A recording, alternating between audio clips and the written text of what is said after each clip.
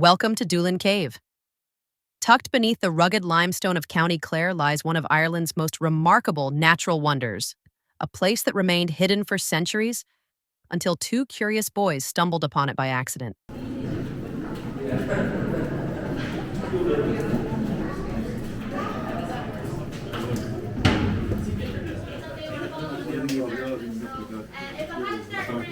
Very heavy on the day that they were down here. This fills up about 4 inches in the space of half an hour, so it could seriously flood on them if they were down here. Nowadays, it's a bit easier because we made the passage bigger, so we don't have to worry about that. That's how we made this passage a lot bigger.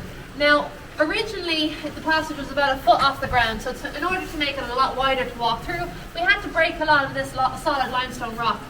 Normally, you'd use dynamite to do that. You just stick a dynamite in and you just blast your way along. Now, we weren't allowed to use that or even any huge machinery or large machinery down here because at the time, with the stalactite just in this doorway a little bit further in, we weren't able to risk any kind of big vibrations that could have caused it to collapse out of the ceiling. So in the end, the only thing they could do was pretty much dig it all by hand. Even that 60-foot shaft that we walked down, that was all dug by hand too. It was bloody hard work for the lads. But for this kind of thing, to get through the limestone rock, they made the holes in the wall, and then they actually used air, and they put the air compressor in that expanded within the hole, and that shattered little pieces off at a time. So it was the most gentle process, but like I said, it was very slow. It took over 2 years to complete in the end. But without the stalactite here, I don't think anybody would bother coming down here, so we did have to be extra careful.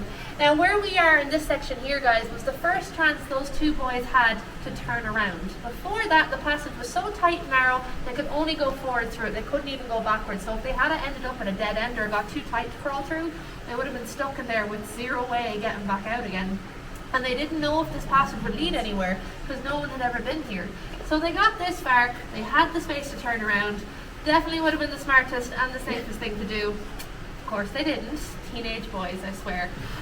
They were very, very reckless and they took a huge chance to keep on going. So they did, and they went in underneath this little passage that's just in behind you guys there, if you can see. It's even worse, I think, than the one over there. So it's really, really low to the ground.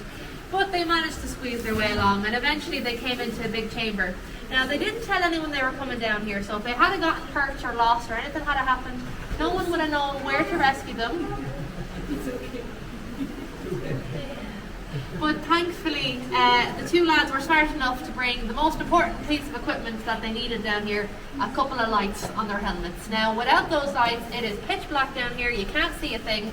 And I'm going to show you how dark it is, because when we're in the main chamber, I'm going to turn off all the lights, just to show you what that feels like. It'll only be for a few seconds, but just to give you an idea why they had to be so careful to make sure they had enough batteries to last them today, because otherwise it's impossible to find your way back out of here.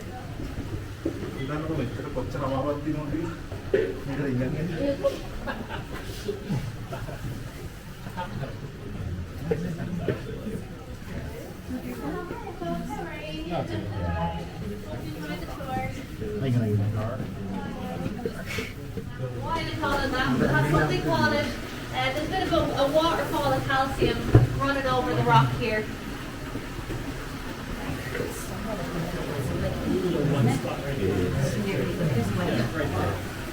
Yeah.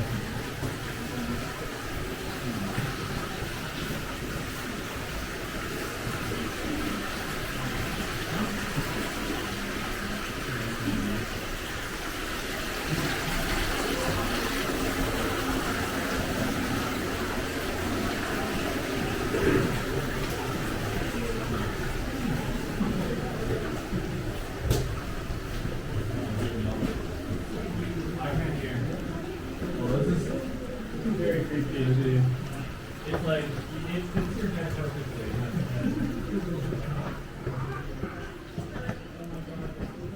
I believe you're here. I can't hear your voice.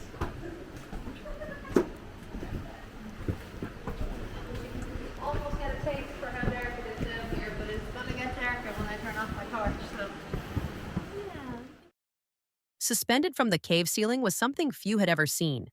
A giant free-hanging stalactite, over 7 meters long and weighing an estimated 10 tons. It's now recognized as the longest free-hanging stalactite in the Northern Hemisphere. Formed drop by drop over thousands of years, it's a living sculpture, fragile, silent, and slowly growing even today. The time that was a bit too convenient. But they were able to get through from down below where that stream comes down. They just looked up the bubble and saw this massive thing hanging from the sea of bubble. Now, God knows what their first impression was. I probably thought it was some kind of alien, big monster or something. I mean, it's kind of weird looking. But kind of, I mean, they probably knew a bit more about caves anyway, so they kind of recognized it for what it was. But they didn't really realize how big of a discovery it was after.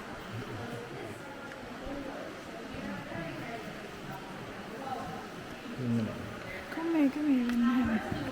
Jag kommer in. Jag kanske... Ay, kayaknya.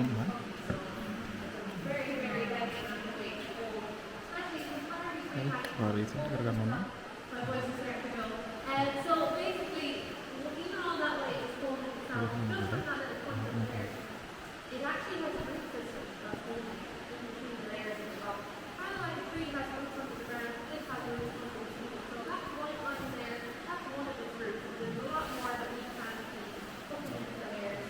And this is down here, but that starts to seep out of the rock and leave a residue behind. That slowly builds up over time, then forms new structures. So right now you can see there's water dripping down the very surface here. That means it's growing a little bit of time, because every drop of water has that capacity in it. But it's growing extremely slowly. In 70 years since we discovered it, it's grown a total of about 7 millimeters. The place that we have today looks the same to our eyes. So you can imagine that has to have been grown for a hell of a long time to get to this day. Our estimation is it's at least 500,000 years. That's it. It's all to do with the water. So this is going when this water comes down. But you can see this left-hand side has no water going over. So that means it's no longer able to grow, and it hasn't been for a very long time. That's why it's starting to turn brown. It's just starting to dry out, and it's actually being exposed to the air as well. So